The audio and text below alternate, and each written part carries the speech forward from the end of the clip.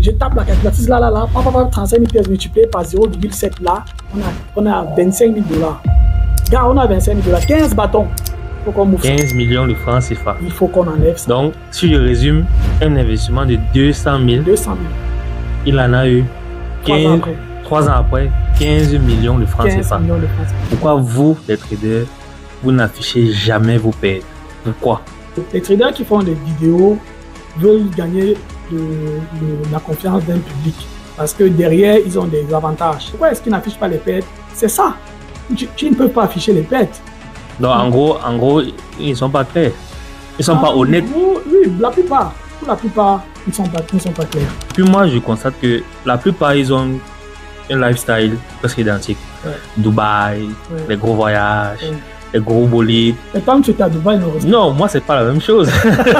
Si avec le temps, les Africains s'éduquent réellement dans les crypto-monnaies, comprennent que c'est un investissement à long terme. Ce n'est pas un truc qu'on va faire d'un matin à l'autre, tu vas devenir riche, non. Les affaires de devenir riche d'un matin à l'autre, non, c'est mort. Non, c'est mort. Il faut investir dans de vrais projets et attendre. Bonjour et bienvenue sur Omatalk. Aujourd'hui, on reçoit Philippe qui est un crypto-investisseur, un trader. Il va partager avec nous son expérience, qu'elle soit bonne ou mauvaise, et nous dire effectivement si dans ce métier, on gagne réellement de l'argent avec tous les voyages qu'on voit, avec tous les gros influx, Dubaï et tout ça. Donc, reste que scotché, n'oublie pas de liker, abonne-toi et partage cette vidéo. Je te laisse le soin de te présenter à la communauté Philippe. Bonjour Rostand. Bon, comme tu l'as si bien dit, moi c'est Philippe Piché. Je suis crypto-investisseur. Je suis en même temps trader depuis un bon bout de temps. Donc voilà, j'essaie de trouver, entre autres, mon petit chemin dans ce monde si vaste. Donc voilà. Merci Philippe pour ta belle présentation. Je t'en prie, mon frère. Naturellement, la première question, comment est-ce que tu as fait pour découvrir les crypto-monnaies et le trading? Bon, disons que ça date de 2016. Voilà, j'étais à la recherche des investissements en ligne. On me proposait tellement de choses. Voilà, j'ai investi dans les histoires qui ont cramé, qui n'ont pas marché, des investissements à risque. Et entre autres, ils nous présentaient la crypto-monnaie, ils nous présentaient le trading. Et je me suis dit, ben, certainement derrière ce qu'ils disent là, il y a quelque chose. Pourquoi est-ce qu'ils nous présentent la crypto-monnaie? Pourquoi est-ce qu'ils nous parlent de trading? Mais la plupart des plateformes qui partaient avec notre argent nous présentaient ces éléments-là. Donc, de fil en aiguille, ayant perdu beaucoup d'argent, je me suis dit, bon, je m'intéresse un peu à la crypto. C'est quoi la crypto? Parce qu'à l'époque, on nous parlait du Bitcoin. Et je me souviens en 2015, le Bitcoin, quand je l'ai connu, il coûtait 350 $. Et 6 mois après, je vois le Bitcoin à 1500 $. Je me dis, mais attends, il y a un truc qui tourne pas rond. Forcément, j'ai raté quelque chose. Il y a un épisode que j'ai raté. Donc, c'est comme ça que je commence à m'intéresser dans les cryptos. Et je comprends qu'en fait, c'est quelque chose de réel. C'est quelque chose de vrai. Sauf que je n'étais pas au bon endroit. Donc, il était question pour moi de trouver comment faire pour déceler ce mystère.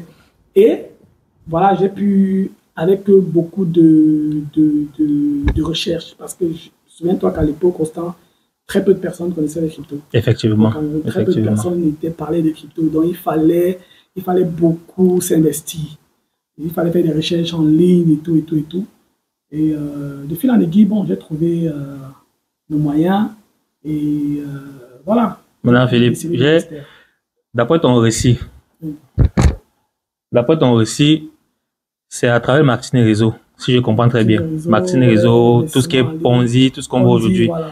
Maintenant, comme pour un bon nombre d'Africains, dans la même lancée, moi également, c'est par le biais des marketing et réseaux. Comme moi, j'ai aussi également connu ce qu'on appelle crypto-monnaie, Bitcoin et tout. À l'époque, c'est même un Tunisien qui m'en a parlé. Et c'est pas mes recherches personnelles. Je me suis dit, bon, apparemment, on peut se faire un peu de la maille de ce côté. Je me suis lancé. Maintenant, quelle était ta motivation? Parce que le fait de savoir que ça donne de l'argent, Ouais. c'est bien. C'est quoi? C'était quoi ta motivation? Tu as vu quelqu'un dans ton entourage qui a changé? Tu as vu quelqu'un qui a gagné beaucoup d'argent avec les cryptos? C'était quoi? Qu'est-ce qui t'a réellement motivé? Non, ma motivation première dans les cryptos, c'était que j'avais enfin trouvé un business qui pouvait me payer sans me faire trop d'efforts. Quand je dis sans trop faire d'efforts, c'était que je n'étais pas obligé de me retrouver sous le soleil tout le temps. Voilà, c'était ça l'une de mes motivations. Et j'avais aussi trouvé un business qui n'était pas contrôlé par la grande masse.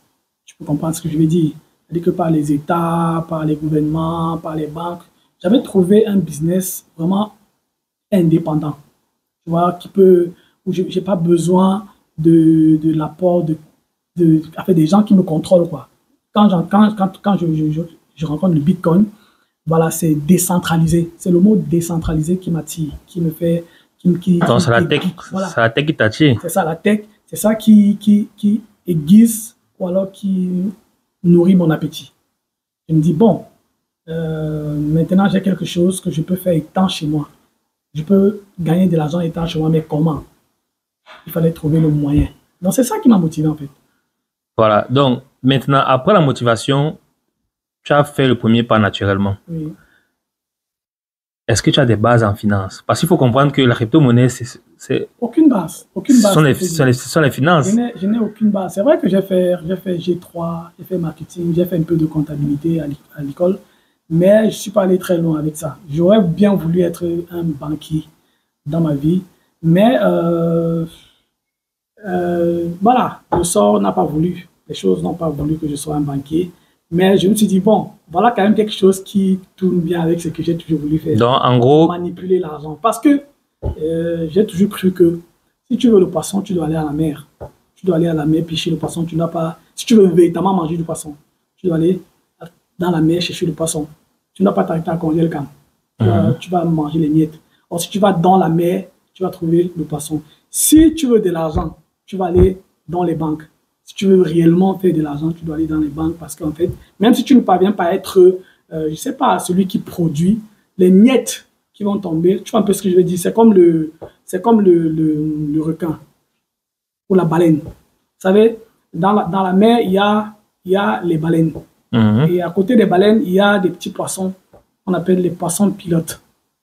Vous voyez, ils sont collés à la baleine. Qu'est-ce qu'ils font? Quand la baleine attrape une proie, ils déchiquettent la proie et eux, ils attrapent les miettes. Donc moi, je savais que si je me mets là où il y a de l'argent, là où on fait de l'argent, forcément, je vais attraper les miettes.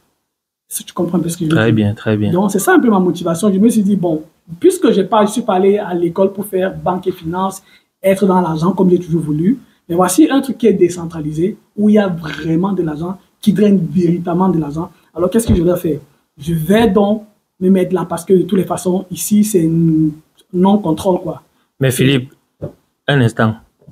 Moi-même également, Oui. aucune base en finance. Oui. Et quand on fait le résumé même de la plupart de ceux qui investissent, surtout nous, les Africains, la majorité n'ont aucune base en finance. Oui. Est-ce que je ne pense pas que c'est un problème? C'est pas un avantage pour nous. Bon, ça, c'est une question un peu compliquée, pour te dire vrai. Mais je pense qu'on n'a pas besoin d'être un financier pour comprendre ce qui se passe dans le monde des crypto-monnaies. Il ne faut pas aller faire des grandes études en finance, forcément. Il faut juste un peu de volonté, un peu de courage.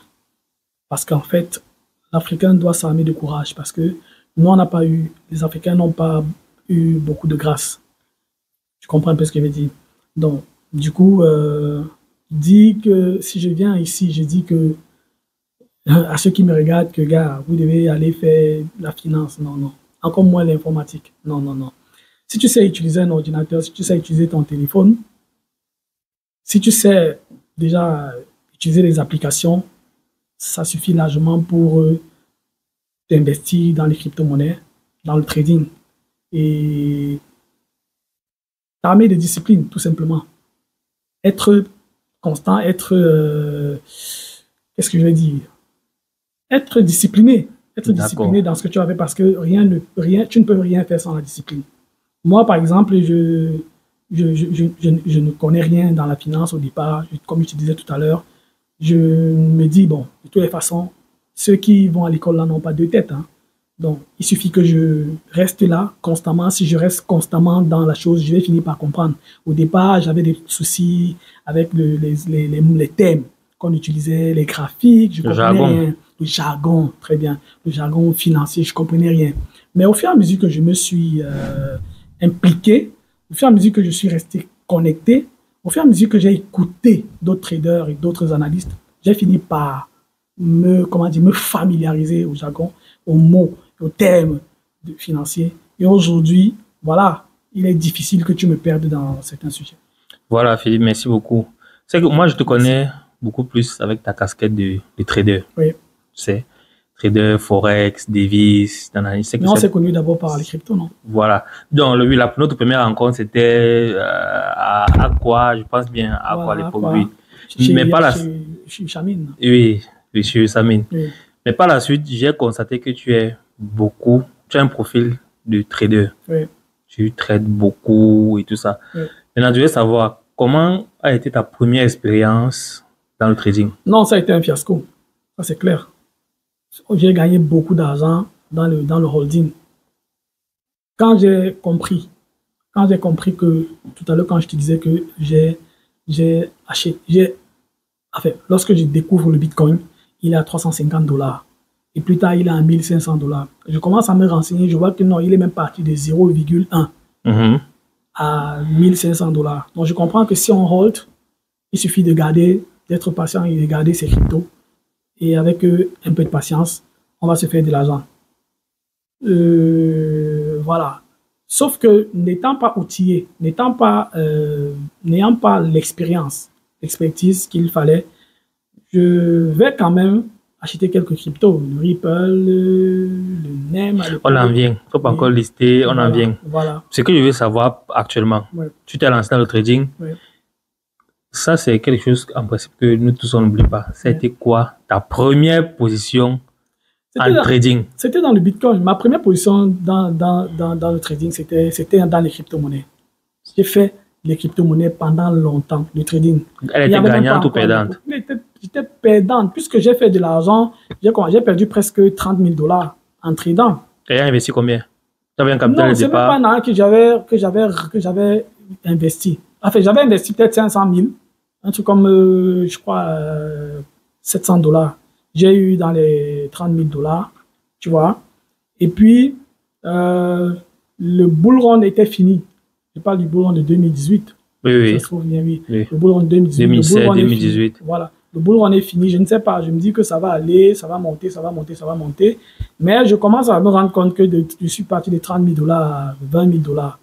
Je suis déjà à 15 000. Et c'est comme ça que je me dis, bon, je ne vais pas rester là comme ça et croiser les bras. Je me dis, bon, il y a du trading, je vais en spot, je place, je vends, j'achète, je vends, et ainsi de suite. Mais je ne comprenais rien. Je ne comprenais rien et je perdais de l'argent. Comment est-ce que tu as vécu ta première perte? C'était comment? C'est toujours difficile, gars. Tu dormais? Non, tu ne peux pas dormir, gars. Tu vas dormir comment? Parce que, en fait, quand tu es nouveau, et c'est ça l'inconvénient, c'est que quand tu es nouveau dans une histoire comme le trading, tu as tendance à faire comment on appelle ça? La vengeance. Quand tu perds, tu veux te venger. Tu te fais secouer, tu te fais chicoter, aller et retour. Tu te dis que lorsque tu as perdu, le prochain coup, tu peux gagner et rattraper. Je marchais littéralement avec mon ordinateur. Partout où je partais, je marchais avec mon ordinateur. Donc, ça dit que dès que j'arrive, si je suis en train de faire quelque chose, je rentre dans mes trucs, je place des positions sans rien comprendre. Et à la fin de tout ça, j'ai tout perdu. Selon toi aujourd'hui, après cette perte monumentale, cette grosse défaite de ton premier trade, aujourd'hui avec toute l'expérience que tu as, quand tu analyses ce trade-là, tu estimes quelle a été ton erreur? Ça a été quoi ton erreur sur ce trade-là? L'erreur. Bon, disons que c'était l'indiscipline. Mais je devais savoir ça comment, puisque à l'époque, comme tu le sais très bien, il y avait très peu de traders qui devaient me le dire, qui devaient me l'enseigner. Je ne savais pas qu'il fallait être discipliné, je ne savais pas qu'il fallait, voilà, être, avoir une sorte de ligne de conduite dans le trading. Je ne connaissais pas toutes ces choses-là, donc pour moi, c'était un peu comme jouer au Django. Et je t'assure que l'émotion que je pouvais ressentir, c'était du stress à outrance. Parce que pour te dire vrai, lorsqu'on est trader, on vit constamment, mais alors constamment dans le stress. Si on n'est pas discipliné. D'accord. Maintenant, qui parle de perte parle forcément de gain. Oui. Ça a été quoi ton plus gros gain dans le trading? Bon, mon plus gros gain dans le trading, j'ai gagné 30 000 $. C'est le trading. J'ai acheté une crypto, ça a pris de la valeur. Ça, c'est du trading. Maintenant, parce qu'il faut que tu comprennes une chose, Constant, et tu le sais, les futurs arrivent dans les cryptos. Quelques années plus tard. Quelques années plus tard. Donc, je faisais toujours du trading. Bon, et Simon. C'est 30 000 $. 30 000 $. En France, on parle de combien à peu près? 30 000 $, on est dans les 15 millions, non? 15 millions? Oui. Ça a été quoi ton ressenti? Même chose, ça a été quoi ton ressenti après avoir gagné? Oh là là, gagné? mais c'était de la joie, c'était l'enthousiasme, c'était l'euphorie. Et c'est dans ça que, c'est cette euphorie-là même qui m'a affolé parce que je me suis dit, bon, gars, je suis à 30 000, je peux aller à 50 000, je peux aller à 100 000, je peux. Mais bon, voilà. Donc, c'était pas évident pour moi lorsque j'ai commencé à perdre. Mais je te dis, je te rassure que j'ai pu faire des gains. Tout comme moi, sûrement, tu as eu à observer ça. Oui. Sur tous ceux qui font le trading sur les réseaux sociaux, je ne vais pas citer de nom, parce que la plupart le font. On aborde toujours, enfin, ils abordent toujours en premier plan les gains mirobolants qu'ils ont eu à faire. Yeah. Pourquoi, je vais dire vous, parce que moi je te considère comme un trader, pourquoi vous, les traders, vous n'affichez jamais vos pertes? Pourquoi? Bon, est-ce que tu penses que si je dois aller à la pêche, je dois marcher la pêche de quoi? La pêche du poisson. Je dois marcher à découvrir. Le poisson ici, c'est qui? La leçon. Mais le poisson, c'est le public. C'est le grand public qu'on veut convaincre. Les gens qui viennent souvent, les gens qui font souvent les vidéos, les traders qui font les vidéos veulent gagner la confiance d'un public. Parce que derrière, ils ont des avantages. Parce que quelquefois, voilà, si tu viens, je te forme, tu me payes. Si tu viens, si tu t'inscris derrière moi par rapport à une entreprise qui me finance, je te paye. Je cherche la communauté. Et puis aujourd'hui, TikTok paye de l'argent à ceux qui ont une grande communauté. Donc, il y a toutes ces choses qui motivent, non? Maintenant, pourquoi est-ce qu'ils n'affichent pas les pertes? C'est ça.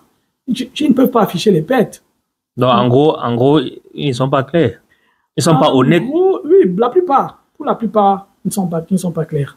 Pour la plupart, ils ne sont pas clairs. Dernièrement, même, on a découvert qu'un gars qui publiait des gros chiffres, mais des gros chiffres, je t'assure. Mais quand on a regardé, on a analysé son dashboard, son tableau, on s'est rendu compte que c'était tout simplement de Photoshop, c'était une fabrication. Mais le gars est populaire, il attire beaucoup de gens, il attire beaucoup de public. Il a une grosse communauté. Il a une très grosse communauté avec des montants faramineux, 250 000 $, 150 000 $ de gains. Moi, je crois qu'ils sont énormément nombreux à le faire. Et puis moi, je constate que la plupart, ils ont un lifestyle presque identique. Ouais. Dubaï, les gros voyages, les gros bolides. Et toi, tu étais à Dubaï, non? Non, moi, c'est pas la même chose. Il y a un truc. Moi, je ne me suis jamais affiché en tant que trader ou quelqu'un qui a réussi dans le milieu. La preuve. Tu t'es affiché comme étant un crypto-investisseur. Je suis un crypto, oui. Bon, je suis un crypto-investisseur, entre guillemets, qui est en phase, je vais dire moi, en phase de réussite. Parce que chacun a son échelle, tu vois. Oui, et puis maintenant, je n'affiche jamais rien. Quand je pose le téléphone, la caméra, c'est ce que j'aime bien chez toi. C'est pour expliquer un truc de précis comme si je quitte dessus. Concret, mais sauf que on a beaucoup de nos jeunes frères qui viennent d'arriver dans le domaine. Nous, ça fait 9 ans pratiquement, ou 10 ans qu'on a connu les crypto-monnaies et tout ce qui s'ensuit dans cet univers-là. À l'époque même quand on se plaçait, je ne sais pas si tu as connu ça, quand on était au milieu des gens et puis on parlait avec j'ai pris 2 dollars, 10 dollars, 100 dollars. On était un peu gênés. Ouais. Parce que dans un contexte africain camerounais, c'est le franc CFA. Ouais. Et puis tu as déjà, et à l'époque, on savait que ceux qui parlent souvent des dollars, il y avait certains fémans. Ouais. Quand on parlait déjà de dollars, c'était des arnaqueurs, des scams et tout ça. Donc du coup, au départ, quand on commençait, gars, j'ai investi 20 dollars, 300 dollars. Parfois, tu avais même honte de parler en public quand il y avait les gens. Puisque les gens ne comprennent pas, c'est Oui. un langage qui n'est pas commun, quoi. Mais aujourd'hui, c'est tellement vulgaire. Même Bon, quand, oui, disons, c'est vulgaire. Oui. Pour ceux qui sont dans le même milieu. ceux qui font les Ponzi aujourd'hui, ils Ouais, investissent ça, à quoi? C'est en de dollars. dollars, oui. On te dit, si tu investis 10 dollars, tu prends ton premier pack. Ouais. Donc, parler du dollar Ça commence, devient... oui, bien sûr. Le dollar commence à prendre vraiment cette place primordiale dans le cœur des investisseurs. Voilà. Maintenant, Philippe, au niveau des crypto-monnaies, est-ce que tu as déjà subi un hack ou un scam, une grosse perte? Bien sûr, bien sûr. Essaye un peu de... J'en ai subi. Et je pensais même que j'étais un pro. J'étais un pro, mais j'en ai subi tellement. Je sais pas, je ne peux pas les citer. Tu n'as pas une anecdote pour nous? C'est-à-dire que oui, disons que j'ai investi dans les IDO.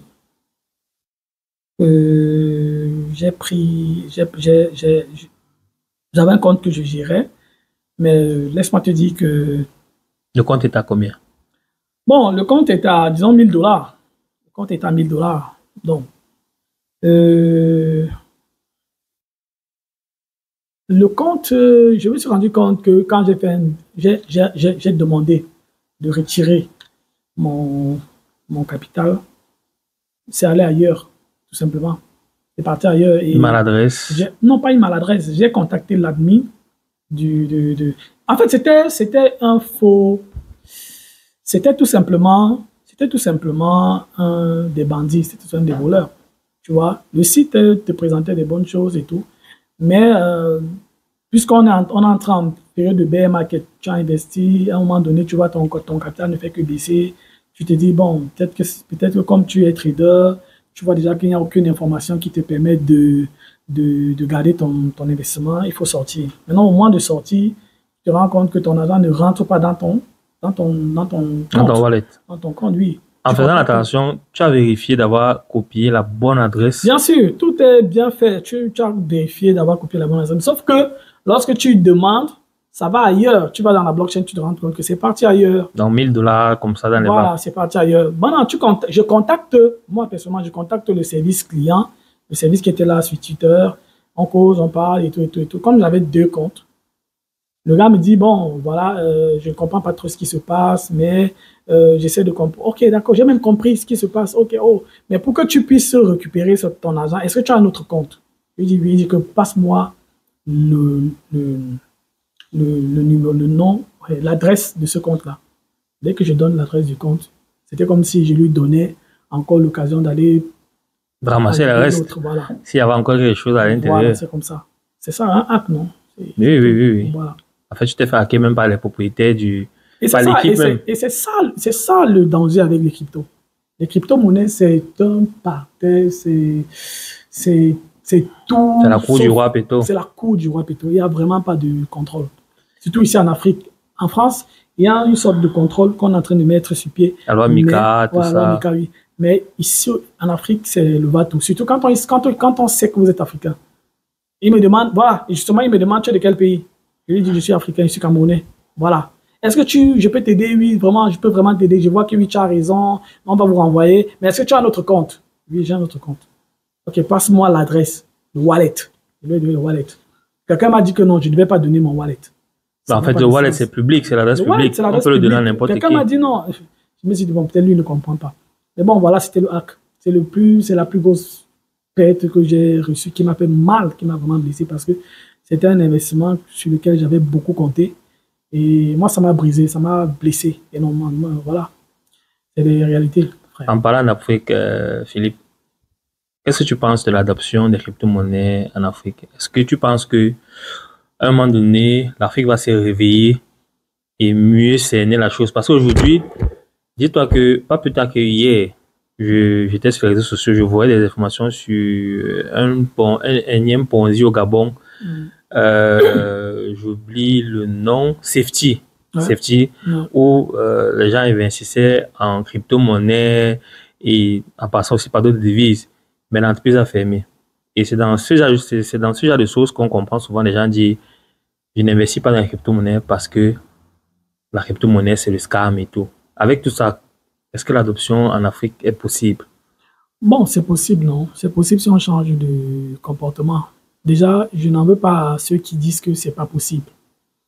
Je n'en veux pas à ceux qui ont peur d'investir dans les crypto-monnaies. Pourquoi? Parce que ceux qui nous ont apporté la crypto-monnaie n'ont pas porté de la mode de la bonne façon. Non. Du coup, ça a créé beaucoup de frustration. Tu vois? On a beaucoup de projets qui ont scammé et qui sont venus avec l'idée de la crypto-monnaie, qui ont vendu le rêve de crypto-monnaie. Tu vois? Et très peu de personnes vont dans cet ensemble tirer la crème de la crème parce que la crypto-monnaie, c'est quelque chose de vrai. C'est quelque chose qui peut payer qui paye à la longue. Ceux qui le font et qui le font dans les normes, ça paye. Sauf que les gens viennent avec des idées, on vous vend le côté beau. C'est-à-dire que... Ça montre le mauvais côté. Sans montrer le mauvais côté. C'est même eux qui sont le mauvais côté de la chose parce qu'ils viennent dans l'optique, pas d'éduquer, mais d'arnaquer, de voler. Une fois qu'on vous a tout retiré, ils s'en vont avec la caisse. Tu vois un peu? Pourtant, la crypto-monnaie, c'est quelque chose de véritable, de vrai, qui rapporte. Si on a fait un bon investissement dans une plateforme recommandée. Maintenant, le comportement des Africains. Africain, c'est quelqu'un qui n'a pas trop de moyens et qui veut vivre au jour le jour. C'est ça la difficulté avec l'Africain. C'est que l'Africain veut vivre au jour le jour. Et quand on vient lui présenter, autant pour moi, un business, on lui parle de la crypto qui est déjà très beau, mais on lui dit qu'il va gagner de l'argent tous les jours. Alors, il voit ça comme une opportunité de sortir un peu de son train de vie quotidien. Son train de vie quotidien qui est déjà véritablement un calvaire en Afrique. Et après, derrière, c'est de l'arnaque. Par contre, si avec le temps, les Africains s'éduquent réellement dans les crypto-monnaies, comprennent que c'est un investissement à long terme. Ce n'est pas un truc qu'on va faire d'un matin à l'autre, tu vas devenir riche, non. Les affaires de devenir riche d'un matin à l'autre, non, c'est mort. Non, c'est mort. Il faut investir dans de vrais projets et attendre. Regarde par exemple Ripple. Ripple, c'est un très bon projet, par exemple. Mais il a été beaucoup secoué. À un moment donné, les gens pensaient que c'était même un faux projet. Avec la SEC et tout ça. Avec la SEC qui ne faisait que mettre les bâtons dans les roues à Ripple. Aujourd'hui, ils sont bon, disons qu'ils ont été utilisés. Étant donné que le gouvernement est maintenant crypto-friendly, donc... Voilà, le nouveau gouvernement est crypto-friendly, a approuvé les activités de Ripple. Voilà, Ripple maintenant peut prendre de la valeur. Sauf qu'au départ, c'était pas ça. Tu vois, pourtant, c'était un vrai projet. Tu vois, pour quelqu'un qui a investi, disons moi, en 2015, c'est aujourd'hui, en 2025, 10 ans après, que Ripple va commencer à sortir la tête de l'eau. C'est compliqué. Mais il a eu quand même un beau parcours, oui, de 2017. Tout à fait, il a eu de temps en temps de très beaux, de très belles réactions. Sauf que, pas par rapport à l'Ethereum, c'est vraiment, tu vois, c'est de la nuit et le jour. Il tournait toujours dans les 0, après il tape $1, $3, il revient à 0, l'Ethereum, c'est pas de $2 à aujourd'hui 2500. Il a mis à toucher les 4000. Tu vois, on ne peut pas comparer l'Ethereum avec le Ripple, qui sont deux bons projets, sauf que l'autre a été tout le temps menacé. Donc, pour conclure, pour résumer ceci, je vais dire que la crypto-monnaie, c'est pour les investisseurs, c'est pour ceux qui sont patients. Et quand je dis patient, j'aime bien l'expression patience là. Oui, c'est pour ceux qui sont patients. Quand je dis patient, c'est vraiment, c'est-à-dire que chercher à comprendre. Parce que quand tu ne comprends pas, tu peux dire que c'est la folie, que c'est la sorcellerie. Je vois. Dans mon village, on dit que lorsqu'on ne comprend pas quelque chose, c'est la sorcellerie. Normalement. Maintenant, Philippe, Oui. naturellement, bon, comme moi, tout comme moi, quand je commençais, je prêchais entre guillemets la bonne parole du Bitcoin et j'ai fait investir quelques personnes. Est-ce que tu n'as pas fait investir quelques personnes dans ton entourage qui ont gagné quand même un bon montant? Si oui, est-ce que tu peux nous partager ça? Bien sûr, bien sûr. Je ne suis pas un conseiller en investissement, hein, mais sinon, j'ai plusieurs cas. J'ai tellement de gens qui, peut-être que lorsque tu vas publier ça dans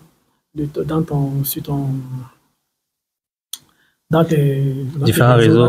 Différents réseaux, et tu auras peut-être des personnes qui vont intervenir. On dit oui, Philippe m'avait conseillé, bon, je rappelle hein, que je ne suis pas un conseiller en investissement, m'avait donné l'opportunité d'acheter tel crypto et ça a pris de la valeur. Je prends l'exemple d'un ami qui était venu chez moi en 2017 avec 200 000. On a ouvert son compte sur Ubit à l'époque. Oui, Ubit. Voilà.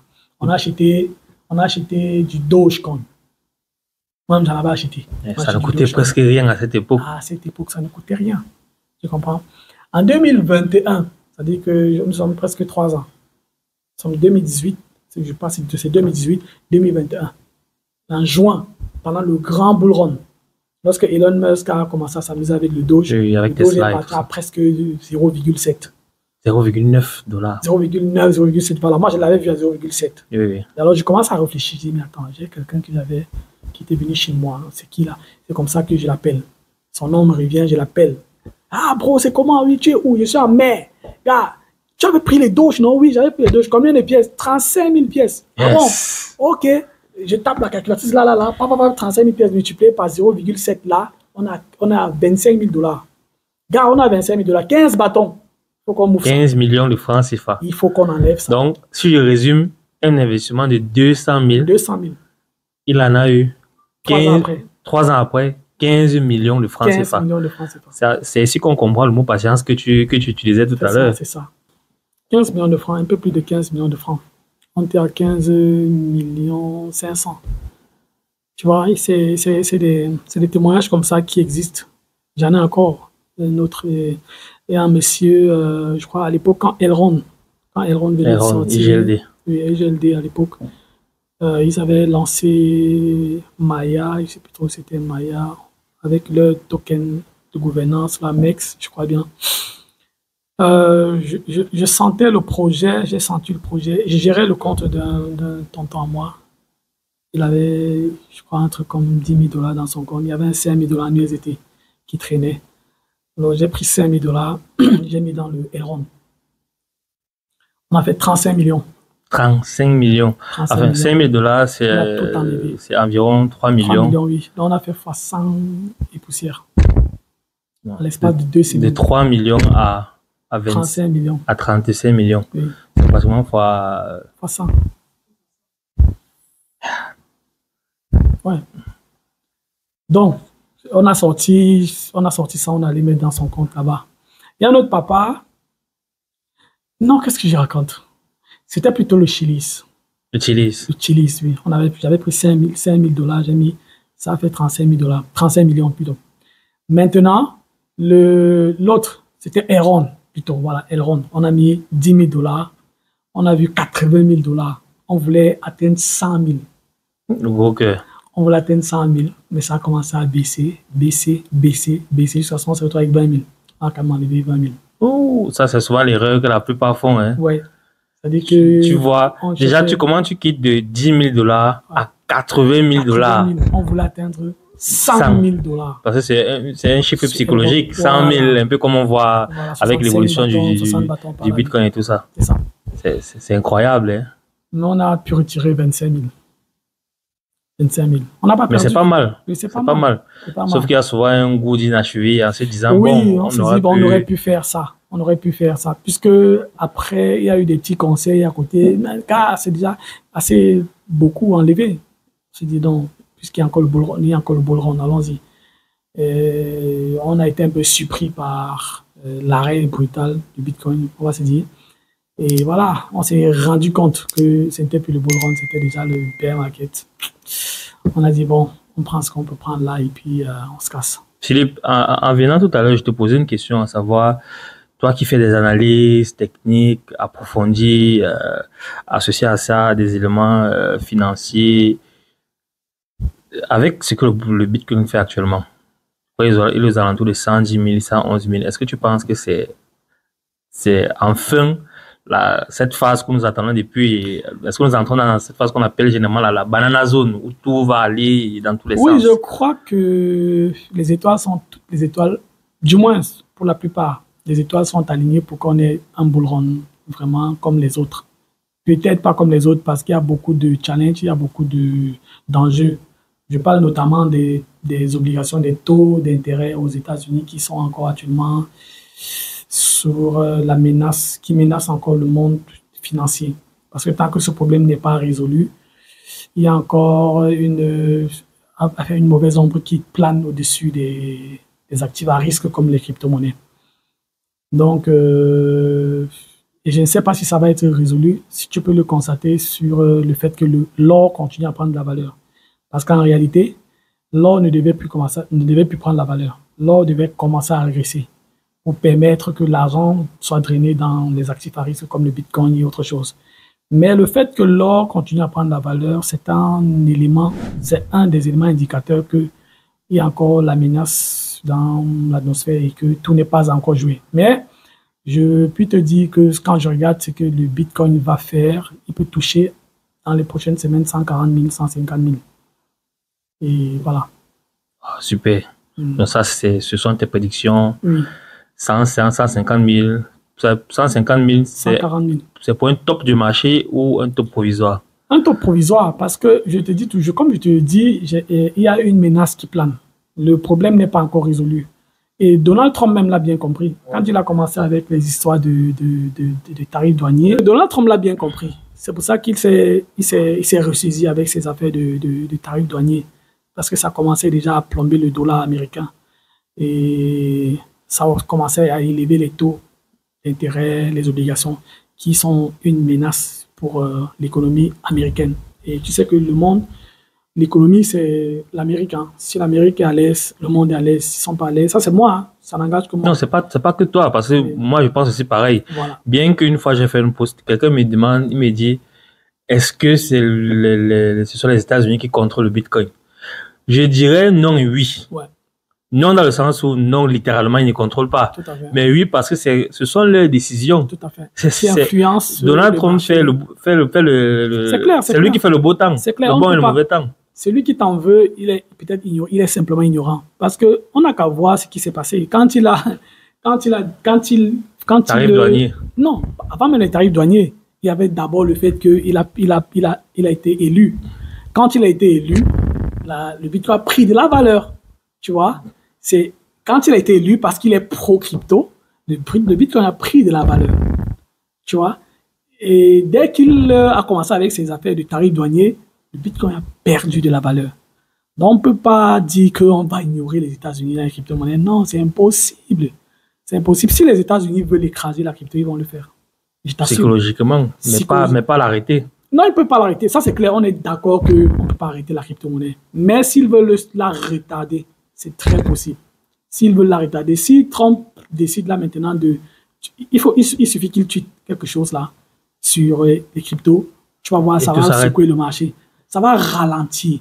Ça va pas tuer le marché. Mais ça va ralentir. Tu vois un peu, ça va ralentir la mouvance. Ça va, tu vois, voilà un peu le truc. Merci Philippe. Avant, j'ai une question un peu, je vais dire, pas à pas, mais toujours dans ce contexte-là. Qu'est-ce que tu penses du projet Pi Network? Non, pour moi, ça reste un projet de blague. C'est ce qui donne de l'argent. Est-ce que tu sais que c'est une bonne blague qui donne de l'argent. Mais il y a des gens qui sont très sérieux dans ce projet. Hein? Bien sûr. Mais attends, quand un voleur pas volé, il est sérieux quand il pas volé, non? Oui, naturellement. Non, c'est clair. Donc, quand tu fais ta chose et que tu es sérieux, c'est tout. Est-ce que c'est un projet que tu peux conseiller à quelqu'un? Bon, est-ce que c'est un projet que je peux conseiller à quelqu'un? Oui, d'investir sur le long terme. Moi, j'ai ma vision. J'ai ma vision des choses. Tu comprends? Aussi longtemps qu'un projet draine la masse, je peux dire à quelqu'un, vas-y. mais ne porte pas ta maison pour poser dessus. Jette un caillou là-bas puisque ça draine des masses. Parce qu'en fait, la crypto-monnaie, l'économie, ou alors la crypto-monnaie, c'est quoi?